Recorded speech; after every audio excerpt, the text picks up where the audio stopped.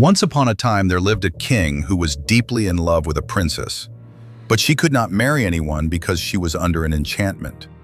So the king set out to seek a fairy and asked what he could do to win the princess's love. The fairy said to him, "You know that the princess has a great cat, which she is very fond of. Whoever is clever enough to tread on that cat's tail is the man she is destined to marry." The king said to himself that this would not be very difficult, and he left the fairy determined to grind the cat's tail to powder rather than not tread on it at all. You may imagine that it was not long before he went to see the princess, and Puss, as usual, marched in before him, arching his back. The king took a long step and quite thought he had the tail under his foot, but the cat turned round so sharply that he only trod on air. And so it went on for 8 days, till the king began to think that this fatal tail must be full of quicksilver. It was never still for a moment. At last, however, he was lucky enough to come upon Puss fast asleep, and with his tail conveniently spread out. So the king, without losing a moment, set his foot upon it heavily. With one terrific yell, the cat sprang up and instantly changed into a tall man, who, fixing his angry eyes upon the king, said, "You shall marry the princess because you have been able to break the enchantment. But I will have my revenge. You shall have a son who will never be happy until he finds out that his nose is too long, and if you ever tell anyone what I have just said to you, you shall vanish away instantly, and no one shall ever see you or hear of you again." Though the king was horribly afraid of the enchanter, he could not help laughing at this threat. "If my son has such a long nose as that," he said to himself, "he must always see it or feel it, at least if he is not blind or without hands." But as the enchanter had vanished, he did not taste any more time in thinking, but went to seek the princess, who very soon consented to marry him. But after all, they had not been married very long when the king died, and the queen had nothing left to care for but her little son, who was called Hyacinth. The little prince had large blue eyes, the prettiest eyes in the world, and a sweet little mouth. But alas, his nose was so enormous that it covered half his face. The queen was inconsolable when she saw this great nose, but her ladies assured her that it was not really as large as it looked, that it was a Roman nose, and you had only to open any history to see that every hero has a large nose. The queen, who was devoted to her baby, was pleased with what they told her, and when she looked at Hyacinth again, his nose certainly did not seem to her quite so large. The prince was brought up with great care, and as soon as he could speak, they told him all sorts of dreadful stories about people who had short noses. No one was allowed to come near him whose nose did not more or less resemble his own, and the courtiers, to get into favor with the queen, took to pulling their babies' noses several times every day to make them grow long. But, do what they would, they were nothing by comparison with the prince's.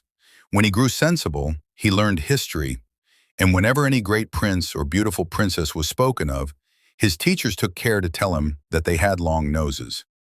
His room was hung with pictures, all of people with very large noses, and the prince grew up so convinced that a long nose was a great beauty that he would not, on any account, have had his own a single inch shorter. When his 20th birthday was passed, the queen thought it was time that he should be married. So she commanded that the portraits of several princesses should be brought for him to see, and among the others was a picture of the dear little princess. Now she was the daughter of a great king, and would someday possess several kingdoms herself. But Prince Hyacinth had not a thought to spare for anything of that sort. He was so much struck with her beauty. The princess, whom he thought quite charming, had, however, a little saucy nose, which in her face was the prettiest thing possible. But it was a cause of great embarrassment to the courtiers, who had got into such a habit of laughing at little noses, that they sometimes found themselves laughing at hers before they had time to think. But this did not do at all before the prince, who quite failed to see the joke, and actually banished 2 of his courtiers who had dared to mention disrespectfully the dear little princess's tiny nose. The others, taking warning from this, learned to think twice before they spoke, and one even went so far as to tell the prince that, though it was quite true that no man could be worth anything unless he had a long nose, still, a woman's beauty was a different thing, and he knew a learned man who understood Greek and had read in some old manuscripts that the beautiful Cleopatra herself had a tip-tilted nose. The prince made him a splendid present as a reward for this good news, and at once sent ambassadors to ask the dear little princess in marriage. The king, her father, gave his consent, and Prince Hyacinth, who, in his anxiety to see the princess, had gone 3 leagues to meet her, was just advancing to kiss her hand, when to the horror of all who stood by, the enchanter appeared as suddenly as a flash of lightning, and, snatching up the dear little princess, whirled her away out of their sight.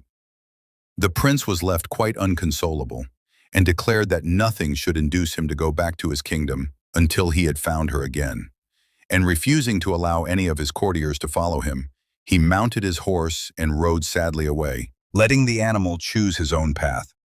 So it happened that he came presently to a great plain, across which he rode all day long without seeing a single house. And horse and rider were terribly hungry. When, as the night fell, the prince caught sight of a light, which seemed to shine from a cavern.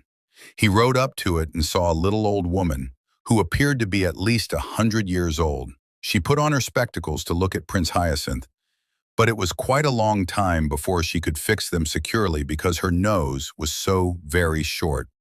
The prince and the fairy, for that was who she was, had no sooner looked at one another than they went into fits of laughter and cried at the same moment, "Oh, what a funny nose!" "Not so funny as your own," said Prince Hyacinth to the fairy. "But, madam, I beg you to leave the consideration of our noses such as they are, and to be good enough to give me something to eat, for I am starving, and so is my poor horse." "With all my heart," said the fairy. "Though your nose is so ridiculous, you are, nevertheless, the son of my best friend. I loved your father as if he had been my brother. Now he had a very handsome nose."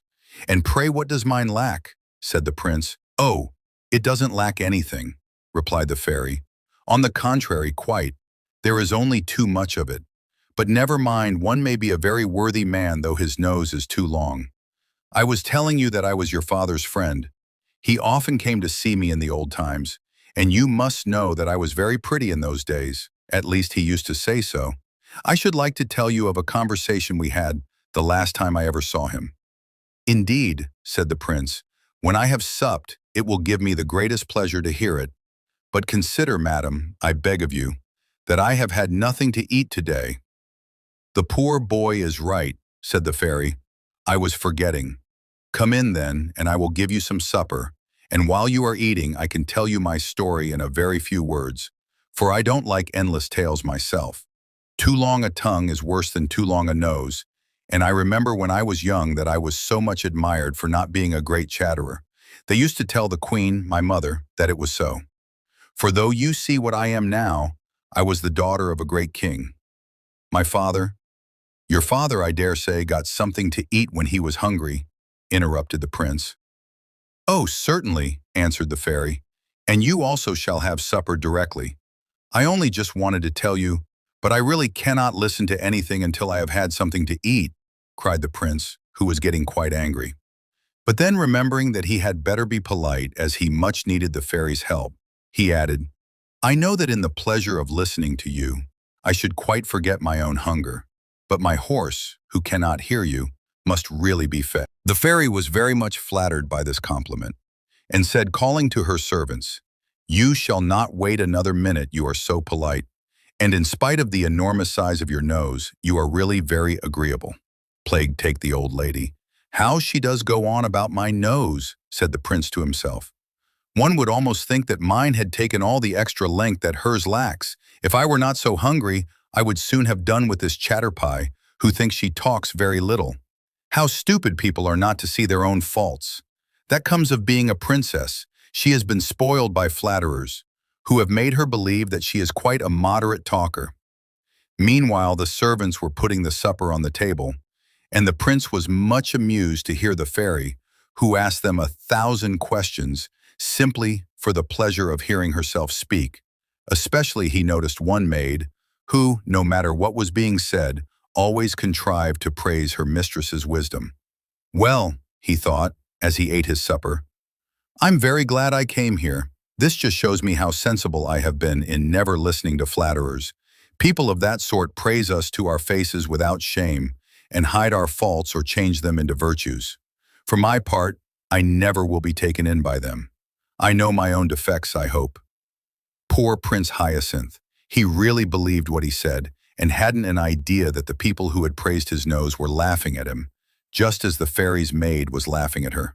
For the prince had seen her laugh slyly when she could do so without the fairies noticing her. However, he said nothing, and presently, when his hunger began to be appeased, the fairy said, "My dear prince, might I beg you to move a little more that way? For your nose casts such a shadow that I really cannot see what I have on my plate." "Ah, thanks. Now let us speak of your father. When I went to his court, he was only a little boy, but that is 40 years ago, and I have been in this desolate place ever since. Tell me what goes on nowadays. Are the ladies as fond of amusement as ever? In my time, one saw them at parties, theaters, balls, and promenades every day. Dear me, what a long nose you have. I cannot get used to it." "Really, madam," said the prince, "I wish you would leave off mentioning my nose. It cannot matter to you what it is like. I am quite satisfied with it and have no wish to have it shorter. One must take what is given one." "Now you are angry with me, my poor Hyacinth," said the fairy, "and I assure you that I didn't mean to vex you. On the contrary, I wish to do you a service. However, though I really cannot help your nose being a shock to me, I will try not to say anything about it. I will even try to think that you have an ordinary nose. To tell the truth, it would make 3 reasonable ones." The prince, who was no longer hungry, grew so impatient at the fairy's continual remarks about his nose that at last he threw himself upon his horse and rode hastily away. But wherever he came in his journeyings, he thought the people were mad, for they all talked of his nose, and yet he could not bring himself to admit that it was too long. He had been so used all his life to hear it called handsome. The old fairy, who wished to make him happy, at last hit upon a plan. She shut the dear little princess up in a palace of crystal, and put this palace down where the prince would not fail to find it. His joy at seeing the princess again was extreme, and he set to work with all his might to try to break her prison. But in spite of all his efforts, he failed utterly. In despair, he thought at least that he would try to get near enough to speak to the dear little princess, who, on her part, stretched out her hand that he might kiss it. But turn which way he might, he never could raise it to his lips, for his long nose always prevented it. For the first time he realized how long it really was, and exclaimed, "Well, it must be admitted that my nose is too long." In an instant the crystal prison flew into 1,000 splinters, and the old fairy, taking the dear little princess by the hand, said to the prince, "Now say if you are not very much obliged to me. Much good it was for me to talk to you about your nose. You would never have found out how extraordinary it was if it hadn't hindered you from doing what you wanted to. You see how self-love keeps us from knowing our own defects of mind and body. Our reason tries in vain to show them to us. We refuse to see them till we find them in the way of our interests." Prince Hyacinth, whose nose was now just like anyone's else, did not fail to profit by the lesson he had received. He married the dear little princess, and they lived happily ever after.